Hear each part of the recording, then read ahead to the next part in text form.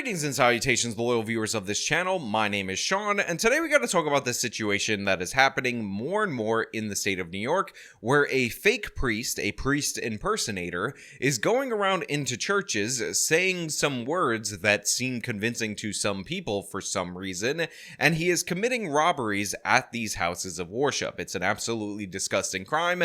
I want to talk about it because the guy's on the loose. We got a clear picture of his face, so that way, if anybody spots this, I know I have religious people out there in my audience, or sees this person, he could eventually get caught. But before we get into that, I want to thank everybody who signed up over at actualjusticewarrior.com/join. Give me the money.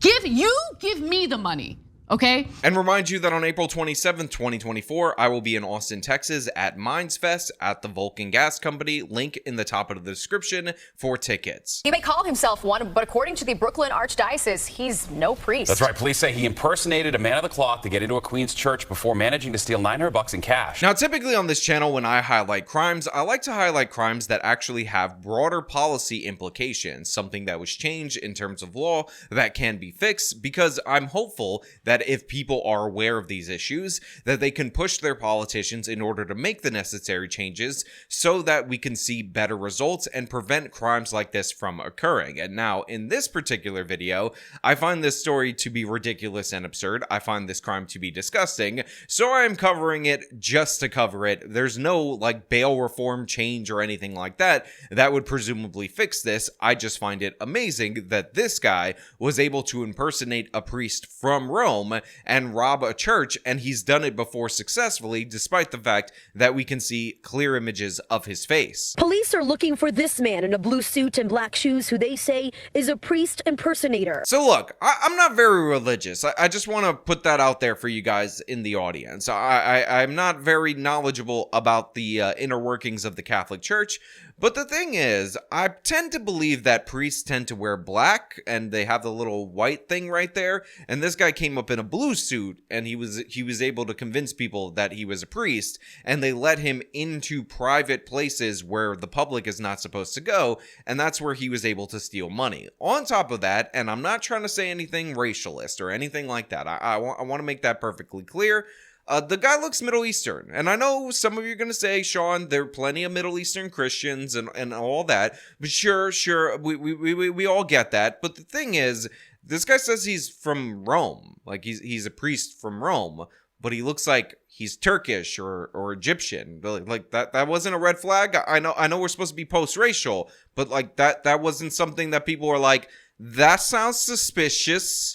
That's a little bit curious. I don't know. I'm just saying. Police are looking for this man in a blue suit and black shoes who they say is a priest impersonator. He needs help. He's a wacko. He's a real wacko. According to authorities, last Sunday, the suspect walked into the American Martyrs Roman Catholic Church on Bell Boulevard in Hollis Hills, Queens. He approached the Monsignor, who was getting ready for his 12:30 Mass, and said he was a visiting priest from Rome. Now, I appreciate the priest saying that the guy's a wacko, he's a whack job, and all that, because, yeah, that is true. This is a very weird and unusual thing to do. I wouldn't have thought that there would be a ton of money in a church that you could just steal, but apparently he's done this multiple times. He's successfully conned his way in there, even though, again, his origin country of Rome, you know, in Italy, and what he looked like, not the same, in just my opinion. I'm just saying, I doesn't look Italian to me. Father Peter Rader was in the rectory at the time. He said to Monsignor, he said,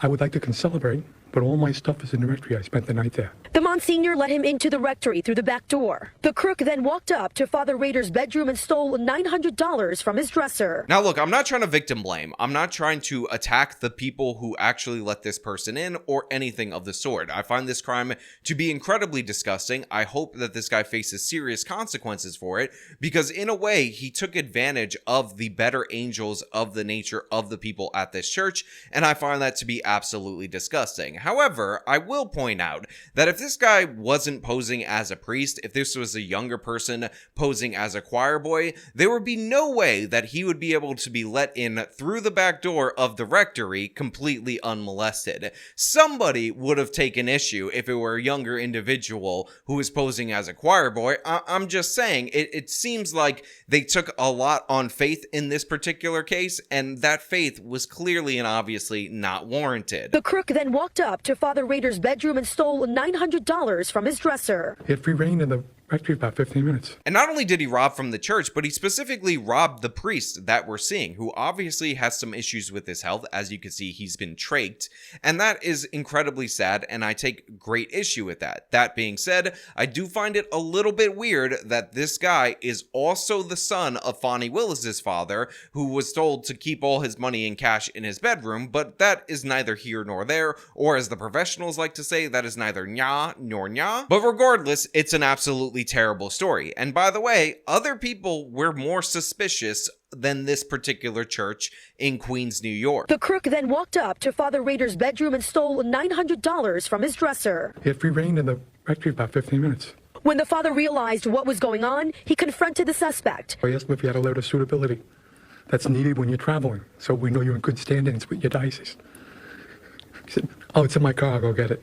And that was it. The NYPD says he fled the scene in a dark-colored sedan, but the father says this isn't the first time this man walks into a church acting as one of them. Listen, I know that faith is a part of the process and all that, so he asks him for his official letter, his documentation and all that, and the guy looks him dead in the face and says, "Oh, don't worry about it, I got it in my car." And yes, I'm giving him a New York Italian accent because he said he was from Rome, and I'm assuming that's the accent that he presented with in this particular situation. But if you suspect somebody of being a fraud and you know that they went into your personal area where they were not supposed to be, the idea that you would let that person go out to their car and not expect them to take off, again, not blaming the victim or anything like that, but I don't think it was the most savvy move in that situation, if I'm being perfectly honest. But the father says this isn't the first time this man walks into a church acting as one of them. He tried to do the same thing in Brooklyn, St. Thomas Aquinas, and Flatbush Avenue. And the sisters of Amityville, Dominican sisters, they saw the picture and say, "That's the guy that tried to break into our place." So the priest tells the local news that this is not the first time that this individual in particular has broken into a church or lied his way into a church and stolen money. In fact, there are multiple instances across the borough of New York where this particular guy or somebody described to be this particular guy, because we don't have surveillance video in all of them, has done the same successfully. However, in an unsuccessful attempt, notice what he said about the nuns that were able to detect his lies in order to stop him. He tried to do the same thing in Brooklyn, St. Thomas Aquinas, and Flatbush Avenue. And the sisters of Amityville, Dominican sisters, they saw the picture and say, "That's the guy that tried to break into our place." Yeah, that's right. In that particular situation, those nuns were Dominican nuns, and that was a church in Brooklyn. Now, I'm not trying to say anything disparaging about anybody. In fact, I'm just going to go out of my way to praise those Dominican ladies because they appear to be way more suspicious than the people at this particular church, and that led to that incident being an attempted break-in, an attempted robbery, rather than a successful one, just because, you know, when you're in Brooklyn and you're a Dominican lady, you might have given yourself over to the faith, but you still retain some of that Brooklyn Dominican lady energy, and that's why they were able to detect that this guy was a fraud much faster than in this particular church. Police could not confirm if the man in those attempted robberies is the same suspect in Sunday's burglary. They say they are not ruling anything out at this time. Now, the NYPD does not confirm that's the same person, but considering the people at the church say that's the same guy, I'm just saying that that's a formality. Now, they did release a statement from the Brooklyn Diocese that I want to play for you. In a statement, the Diocese of Brooklyn says, "This man who is preying on churches..." And I just want to pause right there to say, preying on the church, pun intended. Who says Catholics got no sense of humor? "This man who is preying on churches must be apprehended before someone is harmed and more is stolen. We have been working with the NYPD and will be in contact with the FBI regarding this." If you know anything about this suspect, you're asked to call police at 1-800-577-TIPS. A cash reward is being offered. But yeah, an absolutely disgusting crime. If you're a Catholic in and around the New York area, watch out for this person. I've also heard some reports of him attempting or succeeding in doing this in other states. In fact, before any of the reports of him being in the Northeast, we actually got reports of him hitting different Catholic churches all over the state of Texas. We're talking Dallas, Houston, San Antonio,